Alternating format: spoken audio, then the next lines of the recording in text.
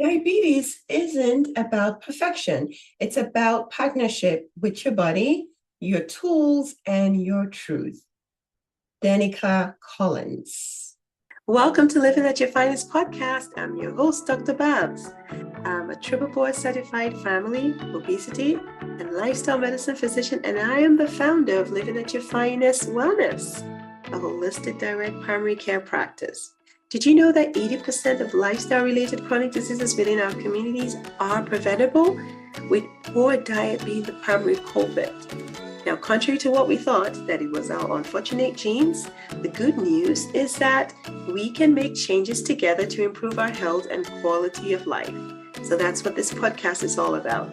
The Living at Your Finest podcast is devoted to helping families to live at their finest well-being using a holistic approach with a healthy lifestyle to nourish and flourish as a whole, vibrant, and healthy champion. So join me and my guests as we share transformational and sustainable skill sets from our health and wellness journey to support you and your families in achieving optimal well-being. Ready to live at your finest? Well, let's get to it. Hello, health champions. Greetings to you all. Welcome back to the Living at Your Finest podcast show. Thanks for showing up once again. I hope you are all doing well. Well, I'm excited because we're going to be talking about one of my favorite topics. It sounds like I say that about all my topics, but this is truly one of my favorite topics when we talk about diabetes, pre-diabetes, and I'm so truly honored that I have a lovely guest in our midst, a certified dietitian, Jessica Jones. She is a living testament of how to enjoy the journey of well-being and how to prevent, treat, and even reverse prediabetes and diabetes. So I'm really, really, truly honored. The topic today is going to be diabetes myths and facts and what to do after you get the diagnosis. We're going to be hitting on some key objectives, so please tune in. But before we get started, I would like to just give a brief introduction. So Jessica Jones is a nationally recognized dietitian and a diabetes educator. As a CEO and co-founder of Diabetes Digital, she leads an insurance-covered telehealth platform that offers culturally inclusive nutrition counseling for individuals with diabetes and pre-diabetes. She co-hosts the Diabetes Digital podcast, so a fellow podcast in the house, and she's also the co-founder of Food Heavens, a platform with over 250K followers and 6 million plus podcast downloads. So you all see we're in the room with a celebrity. So a warm welcome to you, Jessica Jones. Thank you for coming to the Living at Your Finest podcast show. Oh my gosh, thank you so much for having me. I am thrilled to be here. Yes, the pleasure is all mine. And I want to get started. Where did this whole journey begin for you? I mean, diabetes is one of those topics that a few people shy away from, but you've taken it head on. So I would like to hear more about that. How did you begin? Yeah, so I started out, oddly enough, as a journalist. And I remember I lived in New York City for about 8 years, worked as a journalist for a little bit of that. And then the Great Recession happened. And I also just found myself being a little bit anxious as a journalist because I was so worried about like getting a fact wrong or whatever it was. And also I didn't get paid anything. Not to say like dietitians get rich, but I think my first job I got paid like $29,000 a year in New York City, which was difficult. And I decided I wanted to go back to school during the recession and do something that was more impactful with helping people directly. And I realized that that could be becoming a nutritionist, a dietitian. And it was something I had never heard of a dietitian. Honestly, like it's part of my undergrad. So something I learned about later. My mom had a friend who was a dietitian and I was like, oh, this is cool. So I ended up going back to school to become a dietitian, graduated in 2012 and have been working ever since then. And one thing that I noticed like in my work was so many people had diabetes and pre-diabetes, like almost every single patient, like when I worked in outpatient clinics. And I also have a family history. Being an African American woman, like it's very common for us. We have higher rates of diabetes and pre-diabetes. So I saw it in my grandmother. I saw it in my dad who had pre-diabetes. I've,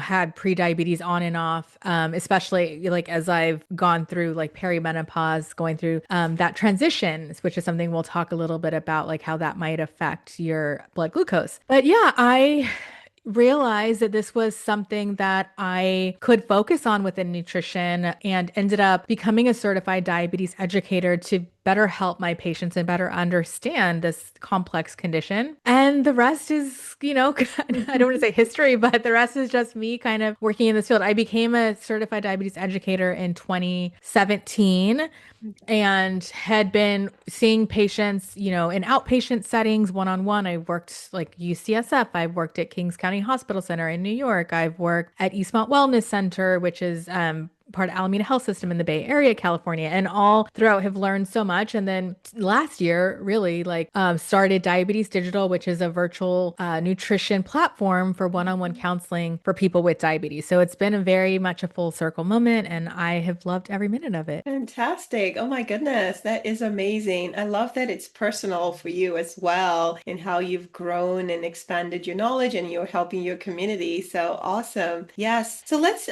switch gears and I just want to learn from you and just, for our listeners, if their question is, okay, so what is diabetes? How do I know I even have it? I recall just saying this during, I host the Walk with the Doc in my community where we go out and walk once a month. And in honor of Diabetes Awareness Month, I was telling our walkers that in 16 years ago, when I was in residency, when I started residency, it was 1 in 10 we'll say would have diabetes, but now it's 1 in 3, right? It's like 1 in 2. So it's so rampant and the information hasn't changed in terms of still people don't know that they have it. So I guess Yeah. my question to you as to the listeners, how would they even know they have it? What do they need to do to even find out? Yes. Okay. So let's start with pre-diabetes because a lot of people are very confused. Like, what's the difference, diabetes versus pre? More people have pre-diabetes. So it is a condition where your blood sugar levels are higher than normal, but not yet high enough to be diagnosed as diabetes or type 2 diabetes. So it indicates a heightened risk of developing diabetes, especially type 2. And you're right. According to CDC, 1 in 3 people have pre-diabetes, but most of them, almost 90%, don't know that they have it. So it's more than 84 million Americans have pre-diabetes, which is insane, but also makes sense because like me as a dietitian and diabetes educator, I had pre-diabetes. There's certain risk factors, right? So being a person of color for many different reasons, they used to think maybe it was a genetic component, but then more recently it's like maybe it's also a social determinant, it's a health component. All the things that we deal with, like there's more stress, like we deal with more racism, microaggressions, and that all has an impact on our health. So there's that piece. Also, people who have a family history, people who are, not being as physically active might have more of a risk. And then, of course, people, especially like women who are going through perimenopause, have an increased risk because changes in our hormones like estrogen affect glucose and blood sugar metabolism, which most people don't realize or talk about. So many of our patients within our clinic are women, almost all, majority of them. And I always like whenever dietitians are like, oh, this patient is really having a hard time. They're doing all the lifestyle things, but it's just like not making a difference. And I'm like, how old are they? Do they have these symptoms? We need to get them checked for, make sure they're not in perimenopause. And oftentimes it is that. And just like getting on hormone replacement therapy or whatever it is, whatever they're doing with their doctor to address that can be really helpful. So that's pre-diabetes. And then in terms of how do you know whether you have diabetes or pre-diabetes, so I can go into that. So in a healthy individual, one thing that we look at is there's two things really. There's your A1C, which is your average blood glucose over a 3-month period of time. So let's say you eat something like an apple, right? Like that, we all know carbs. Carbs break down into glucose. We need carbs and we need glucose because a lot of people think like they get diagnosed and they don't eat them. No, no, no. We still need them. There's different types of carbs, right? So it gets broken down. And over time, people, when they eat something, like their blood sugar might go up. And the goal is, of course, it's going to go up, but we want it to come back down in a timely fashion and not go up too high, like consistently. So A1C is looking at their average blood glucose over 3 months. In somebody who does not have pre-diabetes, the A1C is under 5.7. And I'm sure you work with your patients on this all the time. So under 5.7. In somebody who has pre-diabetes, right, elevated risk for diabetes, it's 5.7 to 6.4. So if you only remember one thing, remember these numbers. And then if you have diabetes, it's 6.5 or above. So that's like the best number I would say to look at. That's what we tend to use. But some people also look at fasting glucose, which is just their glucose in one point in time. That wouldn't be something that's like diagnostic necessarily because again, it's just one point in time versus A1C is an average. But in a person who does not have prediabetes, that's going to be about 70 to 100. If you are in the prediabetes range, it's going to be, up to 124 and then diabetes potentially 125 and higher. So hope that gives a little more information on like diagnosis. Yeah, definitely. Yeah. So the numbers matter, right? So that's why we Yeah. got to say, know your numbers, know your numbers. Saying you Yes. haven't seen the doctor or you feel fine, you don't feel any, yeah, it doesn't matter. Just know your numbers, please. As you get older, just know what your numbers are. And another thing that I always tell patients is that find out what those numbers, even if they tell you it's fine, just ask, Yeah. what are the numbers? I had a Yep. patient a few weeks ago, had an A1C of 5.8 and it was slowly creeping up and they kept telling him it's fine, it's not diabetes because he was most scared of having diabetes, but he did not Mm, know that the yes. pre-diabetes. So they kept telling him it was fine, it's not diabetic range. And then when I saw him, his A1C was 10 because, and that was over 3 years. Yes. Oh my So the gosh. last year he was having symptoms and, all sorts of things. And I'm, so please know your numbers. Don't just Yes. let, your doctor or your healthcare provider tell you it's fine. What are the numbers? And recently, I don't know if you've seen this, Jessica, that I have seen that all the numbers you said were absolutely right. But I've seen in some places like LabCorp, they're actually having diabetes start at 6.4 now. And I'm like, no, it's Mm, 6.5. Don't move. But the truth about the matter interesting. is that they're saying that the sooner, even those numbers, that Yeah. 6.4, I wouldn't be surprised if it, because the sooner there's all that insulin resistance that is taking place. And if Yes. changes don't happen, it is going to become full-blown diabetes. So what's the difference between that 6.4 and 6.5? So we always try to get as optimal as possible, right? I've Yeah. seen some labs where they actually say instead of 5.7 to begin pre-diabetes, I've seen some places where they actually start at 5.6. So I think Okay. overall, Yeah. this would be a great segue into what are those myths out there? I'm glad that you referenced don't hide away from eating carbs, Yeah. because I've heard all sorts of things. I'm so glad that you're here to educate us because I've had people say, well, my sugar is high, I can't eat carbs. The question is, what kind of carbs? So please, can you share with us some of those myths that you've heard out Yes. there and what are the facts around pre-diabetes, that we need to all be educated about on? Absolutely. And I just want to comment on knowing your numbers. The amount of patients we have had also where it's like they have prediabetes clearly, or they have diabetes where they've been told they're fine. It's like mind boggling to me. And it's kind of interesting because we're going, quote, against what, whoever their provider is telling them it's fine is saying. And so it's like this weird thing where we kind of will, have to call and be like, hey, like just curious, this patient's saying this, but like the labs are saying this. So it's yes, know your numbers because I've even family, like they're like, it's fine. And it's like, no, it's fine. Yes. But like you need to know that what you have or where Yeah, you stand and so that you can take action if you want to. there You're you go. empowered that way. So Yeah, I yeah. agree. Okay, there's so many myths.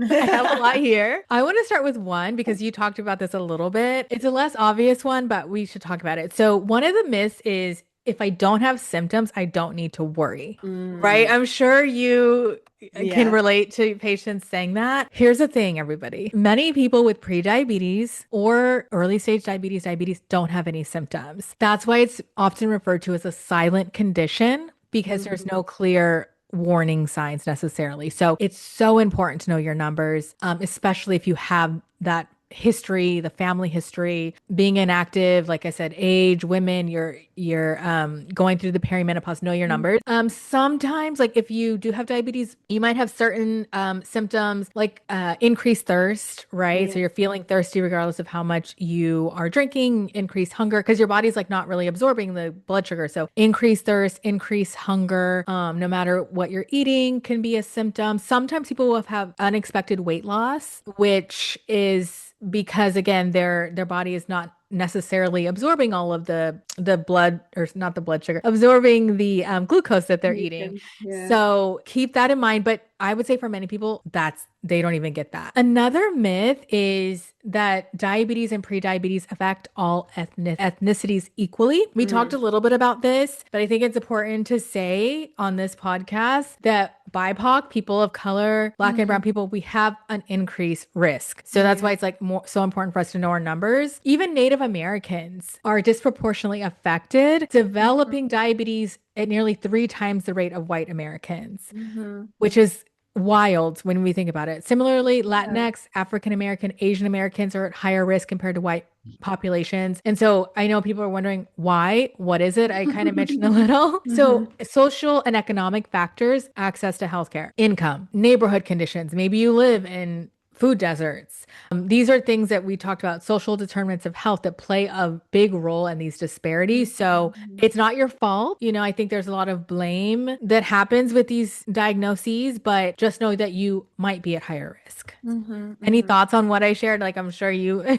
Oh these yeah, things yeah, too. absolutely. I think it's so important to know where you have that increased risk, right? And I see it every day. African Americans, Hispanics, and all the social determinants of health, and also I think also the education piece of it too. A lot of times I find that patients feel like, oh well, it's in my family, I'm bound to have it, so they don't even try to make any Yeah. effort to make changes. But the moment they feel empowered that, yeah, fine, this culture is more at risk, then they're better able to channel how they can prevent it or reverse it. I've seen that in my practice, Yeah. just generally speaking, letting them know that yes, there's a genetic component, but that's just really 20% of the case. The remaining 80 is lifestyle and environment, and together as a family, because most times we all eat the same way in a family. So, once you can change that, then we're able to at least capture the worsening of that insulin resistance. So I totally agree with Yes. you on that. Yeah, absolutely. Thank you so much for joining me on this week's episode. My goal on this podcast is to empower, educate, and encourage you to take actionable steps to triumph at living at your finest, body, mind, and spirit. Of note, the information provided here is for educational purposes only and does not substitute as medical advice. Please discuss your healthcare needs with your licensed medical professional. If you are in need of a compassionate and comprehensive holistic physician or know someone who is,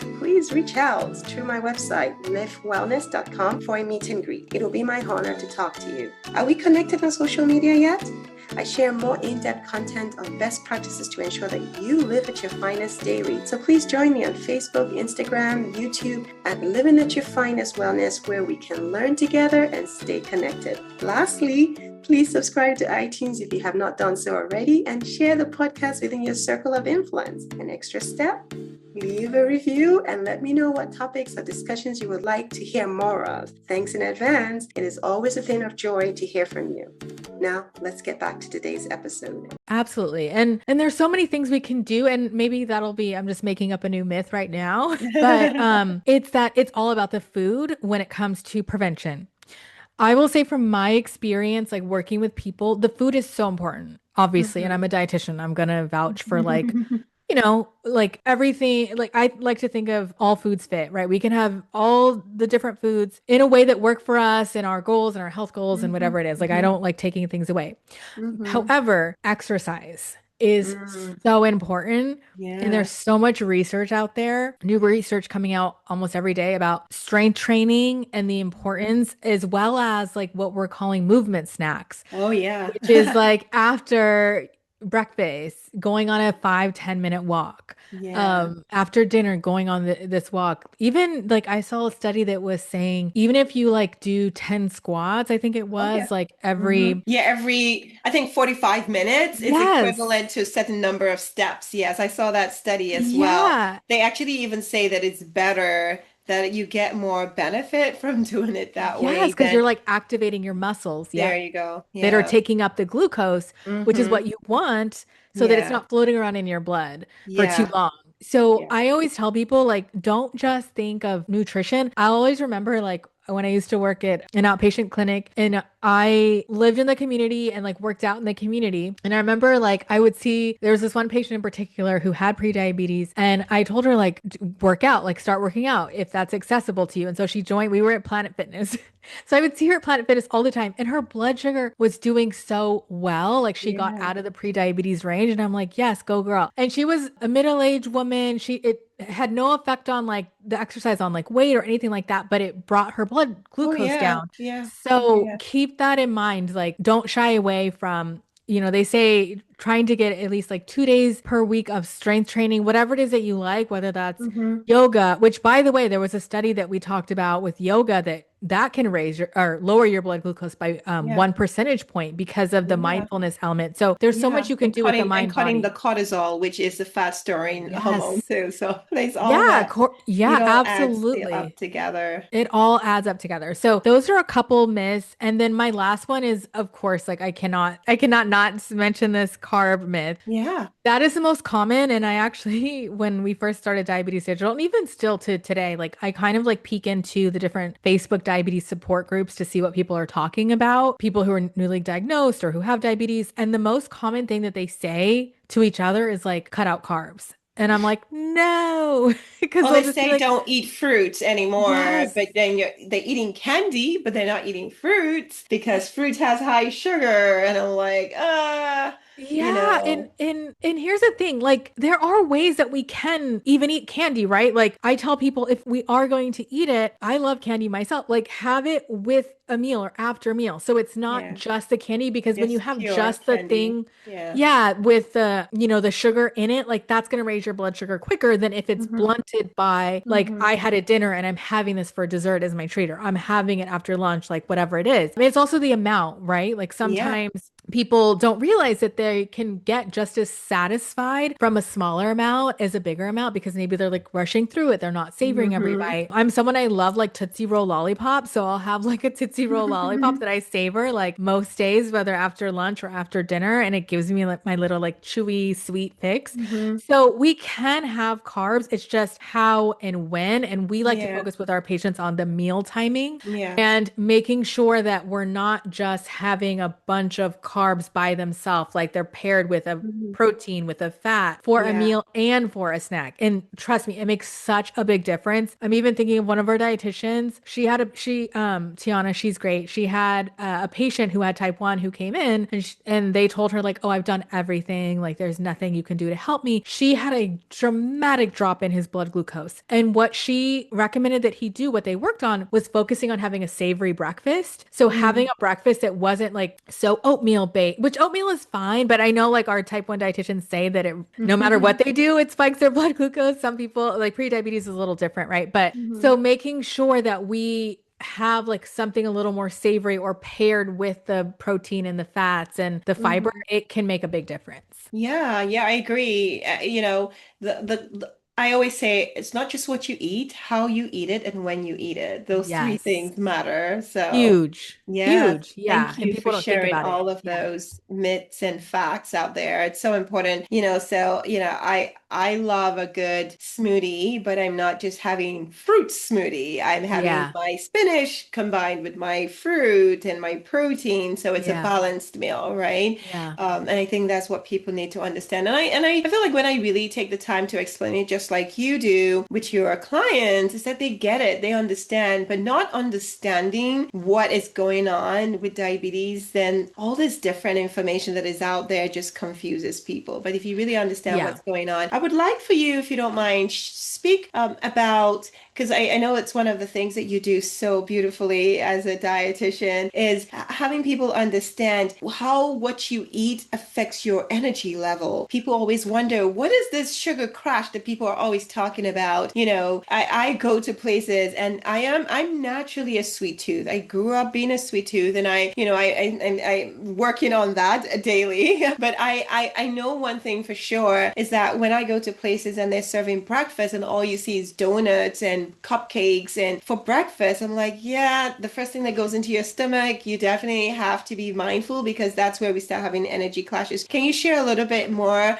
about how you address that with your clients? How does that Yes. work? Oh my gosh, yes. And I literally I wish they could see my screen because I have like these like note slides for myself. And one of the things that and I'll share these with patients, it's just like common talking points that I have. But one of the things that is very visual I like to share with them is this idea of like a roller coaster, right? And many people that I work with, they have a common eating pattern that represents more of like a scary Six Flags ride. Let me explain. So, yes. So they tend to skip breakfast, or like you said, maybe it's like a pastry or just a coffee. And then they tend to have like maybe a salad for lunch or something with low or no carbs, diet soda. Then afternoon snack, we might have some fruit, some veggies and hummus, some yogurt, granola, some candy from, the work candy drawer. Then for dinner, by this point, the body is kind of starving. So it's seeking out high carb, high calorie foods. Pizza, burger, fries, takeout. And then by the evening, your evening snack tends to be things like cookies, ice cream, chips, cereal. And when I read this to people, they're like, "Oh my gosh, how did you know? Are you like looking at me when you're not here?" And it's because it's such a common eating pattern. And so what happens is by 3 p.m., our blood sugar levels crash. We've all experienced this, the hangry feeling, right? The hungry, the angry. The brain it's doing what it should do. Your body is working how it should. I always like, don't blame your body because it's like thinking like, where's the food? So it's like looking for high Where's the carb. nutrients, Where's right? the high carb, high calorie. So I'm sure we've all experienced like once we get to that place of like not having enough earlier in the day not enough, right? Like even if you do have a pastry, it's like not enough. Once we do get our hands on food, we eat until we're over full. Even if you feel physically full, it's like something in your brain that's like just, have you had that experience? Like Oh pushing yeah. you to eat? Oh yeah, I Yeah, have. it's like it happens to all of us. So I tell people instead of having this wild roller coaster, because then it goes up and then it goes down and then it's up, we want to be on the kiddie ride. So the kiddie ride is just a little more stable, a little bit more ebbs and flows, and we get that stability with the meal timing. And it's not like you have to be, super rigid with it, but the body does like consistency. It really does. And so I like people to have windows. So I tell people try to like eat, a breakfast within an hour of waking up. And if you're not hungry, start small, right? Like if you're someone who literally doesn't eat anything, maybe start with like some water, and then maybe we do like fruit and peanut butter until we can put to a breakfast. And your body with time will adjust and you will get hungry. Then don't try not to go more than like 3 to 4 hours, at most 5 hours without eating. If you're someone more sensitive, 3 hours. But if you can go, I know there's some people who like bigger meals and that's fine too. It's really just a personal preference. Like usually sensitive people, like if you have GI stuff happening, like smaller, more frequent is better. Or people on GLP-1s, things like that. So try to have those balanced meals. Like I said, protein, carb, fat. And if anyone wants, by the way, like handouts on this stuff, you can always go to our site, diabetesdigital.co/handouts. The plates and things I'm describing, you can see on there with like the balance, but just trying to have that and then eat at least 3 meals a day. I tell people like, don't skip, that's going to help you not have those crashes. You're going to feel better. Yes, yes, yes. Thank you for that comprehensive illustration of how to eat and how to maintain that glucose throughout the day. And I always say it's not one size fit all. And to your point, kind of get a sense if you understand what's going on with your body and adjust, right? But the general rule is, man, if you want to keep your glucose stable, you have to make sure you have balanced meals. You have to make sure that you're not extending how long it is before you eat, because that was one of the things I struggled with. I have never really been a breakfast person, but I mean, I listen to my body. So there are mornings where I would eat breakfast because I'm hungry. But if I'm not, I just make sure that when I do break my fast, I'm eating nourished foods like protein, high fiber, because that would keep me stable throughout the day. So, and I think that is so important that, people listening should understand that that's what you get working with a dietitian like yourself, because they understand, they can walk with you. They can figure out, okay, what's going on? Why are you not losing weight? Why are you not reversing your numbers? Because you don't know, but if they can sit down and figure out, okay, this is what you're doing, let's tweak it here and there to enable you to get those great outcomes that you need. So I think this is great conversation that we're having. Well, I want to switch gears now, if that's okay. Want to get to know who you are. Expert certified dietitian Jessica Jones, can you share with us the practice? I mean, the podcast is called Living at Your Finest Wellness. So we want to know, what are some of the things that you do that helps you live at your finest? Oh my gosh. I love this question. Okay, let me think. I would say one thing that I do is I'm trying to get better with like work-life balance and not working so much. And I do have ADHD, which I love that I have, and it's so amazing. And also, it can be a challenge. So I do time blocking, which really helps. And I like to time block not just the work, but like the other things that make me feel good, Mm. like the fitness and like the lunch. That's why I was like, oh, yeah, I have my lunch after this. So what I mean by that is like literally on my calendar, I will say like, okay, 7 to 8 is like I'm doing this fitness, and then I'm getting ready 8 to 9, and then I'm doing work 9 to 12, and I specify what I'm doing like that day. Lunch this time. Sometimes I'll even add in like breaks to go on a walk around the block or whatever it is. So that really helps me try to like keep work within work and also prioritize other things that are important to me, as well as I recently got an Aura ring. Do you have an Aura ring? Yes, I've had one for many years. I'm not wearing one now, but I followed the Okay. data. I love it. It's Yeah, I was gonna great. say, what's your readiness score? So I just got an Aura ring like 2 months ago. And what I noticed is when I do meditation in the morning, my readiness score, my stress, and everything is so much better. And I'm someone who, Mm. with ADHD, I like struggle with the meditation.